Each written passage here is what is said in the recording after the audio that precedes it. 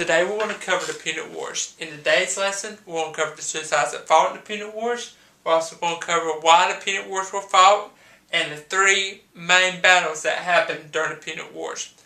As we have discussed in previous units, when an empire, whether it be Greece, whether it be Rome, whether it be China, when an empire gets as strong as those three do or did, another group always wants to try to take over. Okay, the Mongols wanted to take over in China. The Persians wanted to take over in Greece. Rome was no different. In Rome, there were two areas that were strong during that time. You have Rome on one side, and then the other, you have a North African trading empire called Carthage. Carthage stretched from about right here where my finger is, all the way over. Today, it mostly was in modern-day countries of Tunisia and Algeria. It was building up steam. It wanted to take over Rome. It wanted to control the Mediterranean. Okay? It wanted to control this area right here. So what it had to do first was it had to conquer Spain, a part of Spain. This is Spain. Sicily, Sardinia, and Corsica, which are three islands off the coast of Italy. On the other side was Rome. Now, what did they have over Rome? They had the world's most advanced seaport. What seaport basically means is, you see all the boats at Atlantic Beach, Emerald Isle region, all the boats that sit there, that is a port. Okay? Basically an area where you can build a navy. How many wars were there during the Punic Wars, and what was the reason? There were three main wars. Mostly it was over control of the Mediterranean Sea. Mediterranean Sea is right here. If you have control over the Mediterranean Sea, you have control just about over the rest of the world. Watch carefully. Mediterranean Sea is right here. If you have control over it, you come right here. You go through that little strait, and then you get to the Atlantic Ocean. Once you get to the Atlantic Ocean, you can basically go anywhere. Okay, so it was really over control over the Mediterranean Sea. Now, in detail, over the next few minutes, we're going to talk about the three Punic Wars. The first war was control over Sicily. In 264 BCE, or before Common Era, the First Punic War began. Rome built a navy by a simple approach. They stole a Carthage boat and copied the design. So you have two identical navies fighting against each other, with one difference. Romans decided they're going to come up with this new plan. They're going to equip ships with grapple hooks.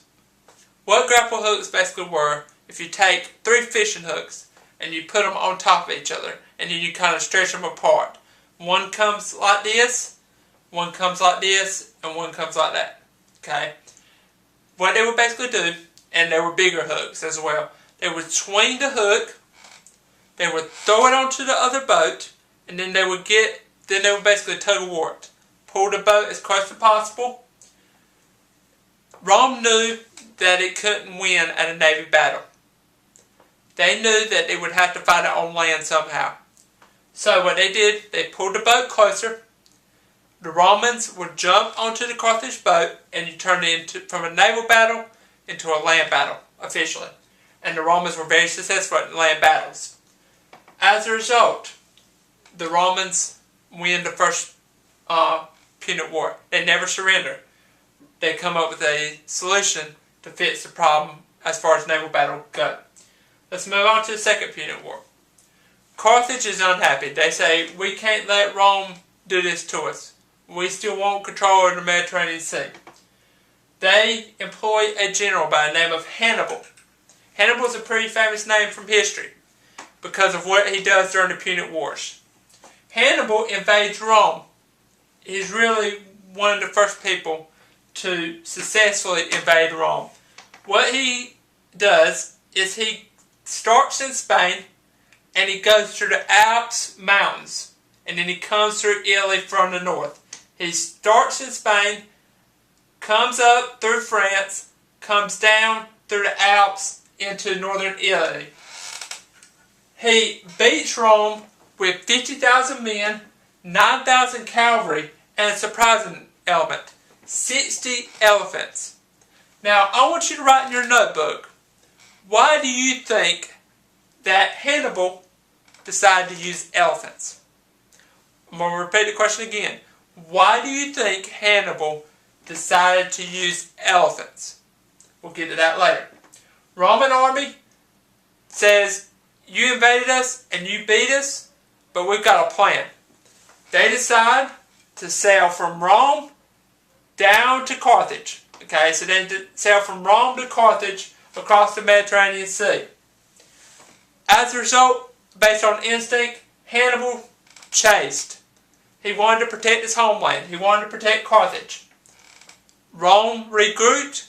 Rome waited for him outside of Carthage and beat him. So, as a result, Rome is up 2-0. Let's talk about the third one.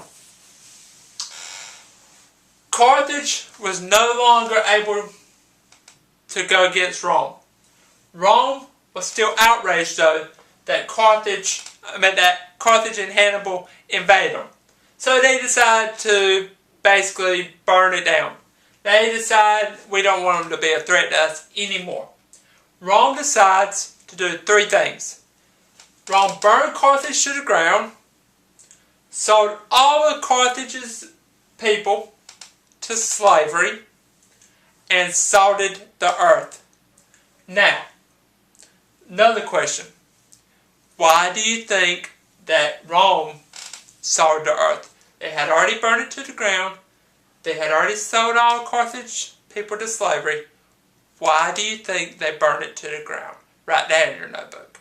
Okay, that is our final Punic War. Rome wins 3-0. We have talked about today why the two sides were fighting, Carthage and Rome. They were fighting over the Mediterranean Sea, control of the Mediterranean Sea.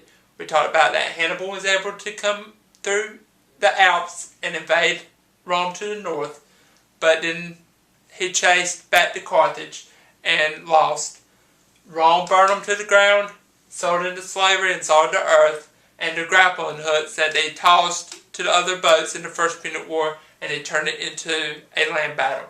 This ends the Punic War lesson for today.